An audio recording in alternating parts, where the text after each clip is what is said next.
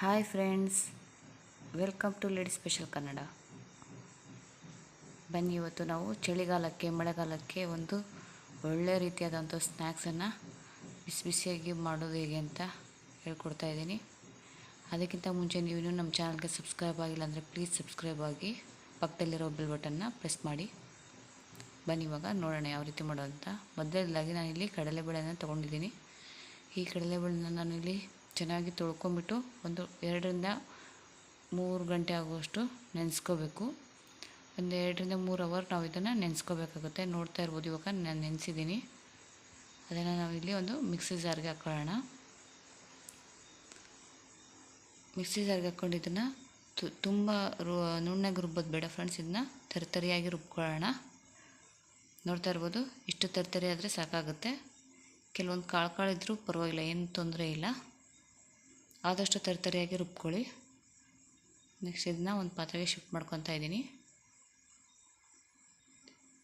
ಇದೆಲ್ಲ ಮಾಡ್ಕೊಂಬಿಟ್ಟು ನಾನು ಎಲ್ಲ ನೆನೆಸ್ಕೊಂಡಿರೋಂಥದ್ದನ್ನೆಲ್ಲ ರುಬ್ಕೊಳ್ತೀನಿ. ನೋಡ್ತಾ ಇರ್ಬೋದು, ಇವಾಗ ನಾನು ನೆನೆಸ್ಕೊಂಡಿರೋದಂತೆಲ್ಲ ರುಬ್ಬಿ ರೆಡಿ ಮಾಡಿಟ್ಕೊಂಡಿದ್ದೀನಿ.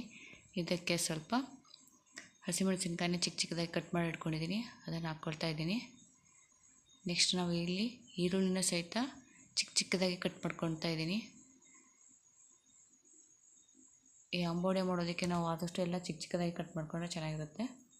ಹಾಗಾಗ್ಬಿಟ್ಟು ನೋಡಿ, ಚಿಕ್ಕ ಚಿಕ್ಕದಾಗಿ ಕಟ್ ಮಾಡ್ಕೊಂಡಿದ್ದೀನಿ. ನಾನು ಇಲ್ಲಿ ಸ್ವಲ್ಪ ಸಬ್ಬಸಿಗೆ ಸೊಪ್ಪನ್ನು ಹಾಕ್ಕೊಳ್ತಾ ಇದ್ದೀನಿ. ಸಬ್ಬಸಿಗೆ ಸೊಪ್ಪು ಮತ್ತು ಕೊತ್ತಂಬರಿ ಸೊಪ್ಪನ್ನು ಹಾಕ್ಕೊಳ್ತಾ ಇದ್ದೀನಿ. ನೆಕ್ಸ್ಟ್ ಇದಕ್ಕೆ ನಾನು ಸ್ವಲ್ಪ ಇಲ್ಲಿ ಜೀರಿಗೆನ ಸಹಿತ ಆ್ಯಡ್ ಮಾಡ್ಕೊಳ್ತಾ ಇದ್ದೀನಿ. ತುಂಬ ಈಸಿಯಾಗಿ ಮಾಡ್ಕೋಬೋದು ಫ್ರೆಂಡ್ಸ್, ತುಂಬ ಟೇಸ್ಟಿಯಾಗಿರುತ್ತೆ ಇದು. ನೋಡ್ತಾ ಇರ್ಬೋದು, ಜೀರಿಗೆನ ಹಾಕ್ಕೊಳ್ತಾ ಇದ್ದೀನಿ. ನೆಕ್ಸ್ಟ್ ಇಲ್ಲಿ ರುಚಿಗೆ ತಕ್ಕಷ್ಟು ಉಪ್ಪನ್ನು ಹಾಕ್ಕೊಳ್ತಾ ಇದ್ದೀನಿ. ಇದನ್ನೆಲ್ಲ ಹಾಕ್ಕೊಂಬಿಟ್ಟು ಚೆನ್ನಾಗಿ ನಾವು ಇಲ್ಲಿ ಮಿಕ್ಸ್ ಮಾಡ್ಕೋಬೇಕಾಗತ್ತೆ.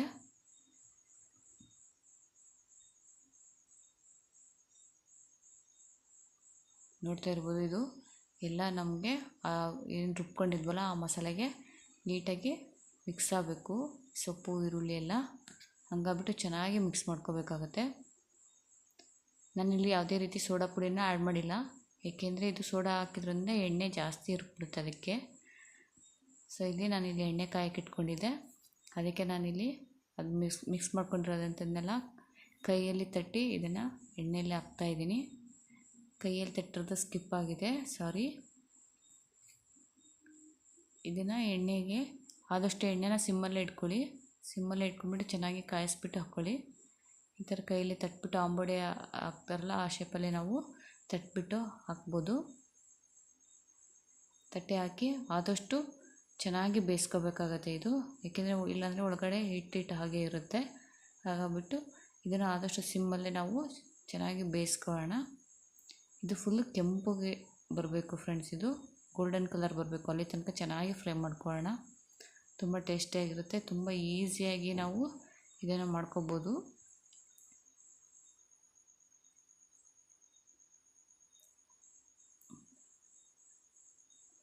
ನೋಡ್ತಾ ಇರ್ಬೋದು, ಈಗ ಗೋಲ್ಡನ್ ಕಲರ್ ಬಂದಿದೆ. ಇವಾಗ ನಾವು ಇದನ್ನ ತೆಗಿಬೇಕಾಗತ್ತೆ. ಆದಷ್ಟು ನೀವು ಸಿಮ್ಮಲ್ಲಿ ಇಟ್ಕೊಂಡೆ ಮಾಡೋದ್ರಿಂದ ಇದು ಒಳಗಡೆ ಎಲ್ಲ ಚೆನ್ನಾಗಿ ಬೇಯ್ಕೊಡುತ್ತೆ.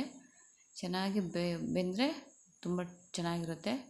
ಹಂಗಾಗ್ಬಿಟ್ಟು ನೋಡ್ತಾ ಇರ್ಬೋದು, ಇದು ಫುಲ್ಲು ನಮಗೆ ಗೋಲ್ಡನ್ ಕಲರ್ ಬರಬೇಕು, ಅಲ್ಲಿ ತನಕ ಚೆನ್ನಾಗಿ ಬೇಯಿಸ್ಕೋಬೇಕು. ನೋಡ್ತಾ ಇದ್ದೀರಲ್ಲ ಫ್ರೆಂಡ್ಸ್, ಎಷ್ಟು ಚೆನ್ನಾಗಿದೆ. ಮಳೆ ಬರಬೇಕಾದ್ರೆ ಈ ಥರ ಬಿಸಿ ಬಿಸಿ ಮಾಡಿಕೊಂಡು ಜೊತೆಗೆ ಒಂದು ಕಪ್ಪು ಟೀ ಇದ್ದರೆ ಎಷ್ಟು ಚೆನ್ನಾಗಿರುತ್ತಲ್ವ. ಟೀ ಅಥವಾ ಕಾಫಿ ಪ್ರಿಯರಿಗಂತೂ ನಿಜವಾಗ್ಲೂ ತುಂಬ ಇಷ್ಟ ಆಗುತ್ತೆ. ಒಳ್ಳೆ ಕಾಂಬಿನೇಷನ್ ಅಂತಲೇ ಹೇಳ್ಬೋದು. ಬಿಸಿ ಬಿಸಿ ಕಾಫಿ ಜೊತೆಗೆ, ಟೀ ಜೊತೆಗೆ ಚಳಿಗಾಲದಲ್ಲಿ ಅಥವಾ ಮಳೆಗಾಲದಲ್ಲಿ ತುಂಬ ಟೇಸ್ಟಿಯಾಗಿರುತ್ತೆ. ನೀವು ಒಂದ್ಸರಿ ಟ್ರೈ ಮಾಡಿ, ತುಂಬ ಇಷ್ಟಪಡ್ತೀರಾ. ನೋಡ್ತಾ ಇರ್ಬೋದು, ಇವಾಗ ಎಷ್ಟು ಚೆನ್ನಾಗಿ ಕಲರ್ ಬಂದಿದೆ ಅಂತ. ಈ ಥರ ನಾವು ಆದಷ್ಟು ಸಿಮ್ಮಲ್ಲಿ ಇಟ್ಕೊಂಡು ಚೆನ್ನಾಗಿ ಬೇಯಿಸ್ಕೊಂಡ್ರೆ ನಮಗೆ ಅಂಬೋಡೆ ರೆಡಿಯಾಗೋಯ್ತು. ನೋಡ್ತಾ ಇದ್ದೀರಲ್ಲ ಫ್ರೆಂಡ್ಸ್, ಎಷ್ಟು ಚೆನ್ನಾಗಿ ಬಂದಿದೆ ಅಂತ.